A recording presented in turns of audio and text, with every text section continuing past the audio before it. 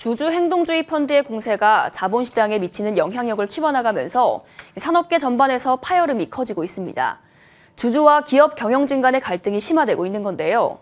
이 과정에서 주가의 변동성과 불확실성 역시 진폭이 커지고 있는 상황입니다. 유통업계를 중심으로 각 기업의 사례를 들여다보고 분석해 보겠습니다.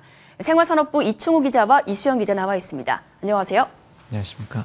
예, 먼저 이수영 기자. 주주 행동주의 펀드의 활동이 본격화된 이번 KTNG의 사례는 어떤 대립 양상을 보이고 있는지 한번 설명을 부탁드립니다.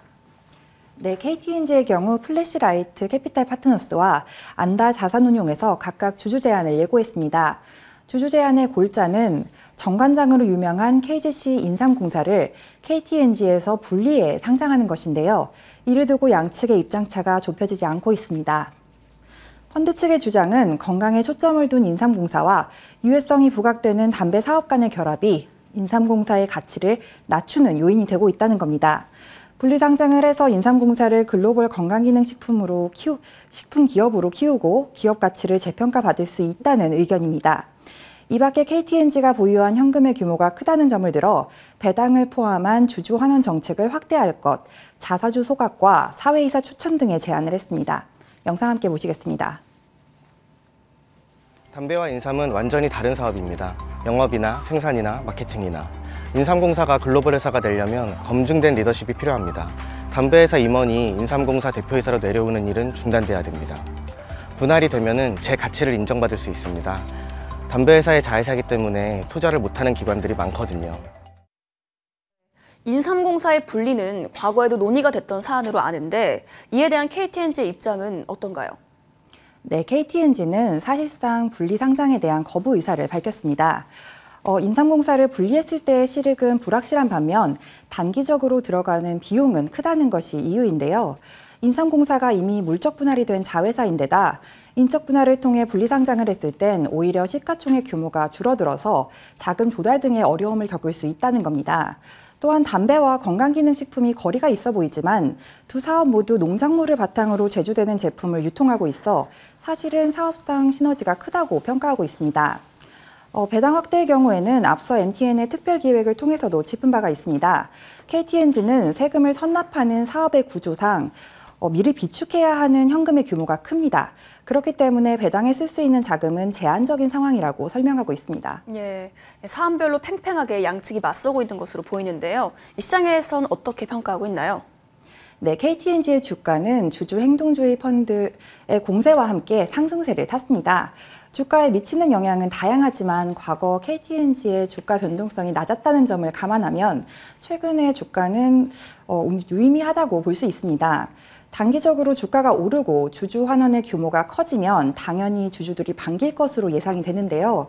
하지만 실제로는 당장 배당에 돈을 써버려서 미래 성장 동력을 위한 투자가 위축되는 것을 우려하는 큰손 투자자들은 상반된 시각을 내비치고 있습니다. 이를 의식한 KTNG는 단기적인 주가 대응보다 장기적인 관점에서 기업 가치를 끌어올리는 방향의 경영 전략을 제시했는데요. 앞으로의 투자 계획과 매출 목표를 제시하며 필립 모리스 인터내셔널과 15년의 장기 계약을 체결한 것이 대표적입니다. 필립 모리스의 안정적인 글로벌 공급망을 통해 전자담배의 해외 실적을 끌어올릴 수 있기 때문입니다. 영상 함께 보시겠습니다. 세계 담배업계의 글로벌 리더인 PMI와의 새로운 계약 체결은 KTNG의 차별화된 제품 개발 능력과 브랜드 경쟁력이 한국 시장에서뿐만 아니라 글로벌 시장에서도 입증되었고 향후에도 비약적인 성장 잠재력이 크다는 것을 보여주는 중요한 계기가 될 것입니다. 광주 신세계 소액 주주들도 회사의 배당을 확대하라며 목소리를 높이고 있다고 하는데 광주 신세계 주총 이슈는 이충우 기자가 한번 짚어주시죠. 예, 그 펀드가 아니라 개인 주주의 제안이 나온 것인데요. 우선 말씀드릴 것이 광주 신세계는 신세계 광주점이 아닙니다. 주식회사 신세계와 별도 법인인데요. 그 정용진 신세계 부회장이 광주 신세계 보유 지분을 신세계에 매각하기 전에는 사실상 정용진 부회장이 개인 회사로 분류돼 왔습니다. 이 소액주주들이 불만을 표출하고 있는 지점도 이 정 부회장의 지분 매각 이슈와 맞닿아 있는데요. 2021년 9월로 거슬러 올라가 보면요. 당시 정용진 신세계 부회장은 광주 신세계 보유 주식 52% 정도를 2,285억 원에 매각했습니다. 모친으로부터 신세계그룹의 이마트 주식을 증여받는 과정에서 발생한 증여세를 납부하기 위한 차원입니다. 그 정 부회장은 신세계의 광주 신세계 지분을 주당 27만 4천 원에 매각했는데요. 당일 광주 신세계는 코스피에서 22만 8,500원에 거래를 마쳤는데 이보다 20% 높은 수준입니다. 그런데 이 과정에서 정 부회장은 경영권 프리미엄을 명목으로 이득을 받지만 소액주주는 프리미엄을 누리지 못한 데다가 정 부회장의 지분 매각 이후 주가가 20%나 급락했다며 소액주주들이 억울함을 호소하고 있는 것인데요. 해외처럼 소액주주도 대주주와 같은 가격에 주식을 매도할 수 있도록 하는 의무 공개 매수 제도가 없다는 이유로 주주권익 보호에 너무 소홀한 것 아니냐는 지적이 나오고 있습니다. 예. 그래서 올 3월에 광주 신세계 주주총회에 현금 배당과 감사위원 추천 등 이런 주주 제안을 낸 거죠. 예, 그 광주 신세계 소액주주 권리 찾기 운동의 김남훈 대표가 주주 제안을 냈습니다. 그 김 대표는 주주 제안을 낼 수 있는 요건인 광주 신세계 지분 1% 이상을 보유하고 있는데요. 김 대표가 낸 주주 제안 중 이익 배당 승인의 건을 보면 순이익에서 현금 배당금 총액이 차지하는 비중, 즉 배당 성향을 50%까지 끌어올릴 것을 제안했습니다. 순이익 추정치에 배당 성향 50%를 적용해 주당 배당금을 3,750원으로 추산했습니다. 2021년 결산 기준 광주 신세계 배당 성향이 25.82%인데 그 2배 수준에 살짝 못 미치는 수준이죠. 또 감사위원이 될 사회이사 후보자로 회계법인과 공공기관 임원으로 근무하며 전문성을 쌓은 회계사를 추천했습니다.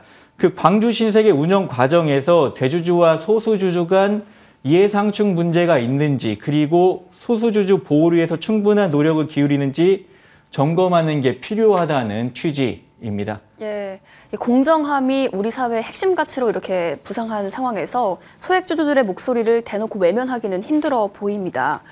그리고 유통식품업계에서 이 소액주주 반발에 직면했던 곳이 또 있었죠. 예, 바로 샘표식품입니다. 77년 간장 명가인데요. 이 배당이 상장사 평균보다 워낙 떨어지다 보니까 그 짠물 배당 회사라는 오명도 붙었습니다. 급기야 2021년에는 소액주주들이 연대를 구성해서 배당금을 늘려달라며 집단 행동에 나섰고요. 왜 그랬는지 그 샘표식품의 주주배당 현황을 보시겠습니다. 주당 배당금이 주주사인 샘표로부터 인적 분할된 뒤 2016년부터 한결같습니다. 그 2021년까지 주당 200원으로 동일한데요. 주당 배당금의 발행 주식 수를 곱한 배당금 총액도 6년간 똑같죠. 표맨 오른쪽에 보면은 순이익이 늘건 줄건 마치 기계적으로 산출된 것처럼 배당이 동일하지 않습니까? 이렇다 보니까 배당과 관련된 주주가치 재고 문제에는 너무 무신경한 것 아니냐는 지적이 나오고 있습니다. 예, 이에 대해서 샘표 입장은 어떻습니까? 올해는 좀 바뀔까요? 예, 전례를 보면은 2월 중순이나 그 이후에 주주 배당을 얼마나 할지 이제 공시를 할 것으로 보이는데요. 올해는 소액주주들이 지적한 과소배당이 개선될지에 대해 샘표 측은 아직 결정된 게 없다는 입장이고요. 2021년 3월 주총에서는 설비 투자에 쓸 돈이 필요하다면서 주주 배당을 늘릴 수 없다고 주주 달래기에 나섰는데 이듬해 샘표식품과 샘표의 주주 배당에는 변함이 없었습니다. 다만 지주사인 샘표가 지난해 9월부터 자사주를 매입하고 있는데요. 과연 이 자사주 매입부터 자사주 소각까지 주주 환원 정책이 이어질지가 관심이고요. 또 다음 달 주총을 앞두고 과연 짠물 배당을 개선할지도 지켜봐야 할 것 같습니다. 예, 오늘 두 분 말씀 잘 들었습니다. 고맙습니다. 맞습니다.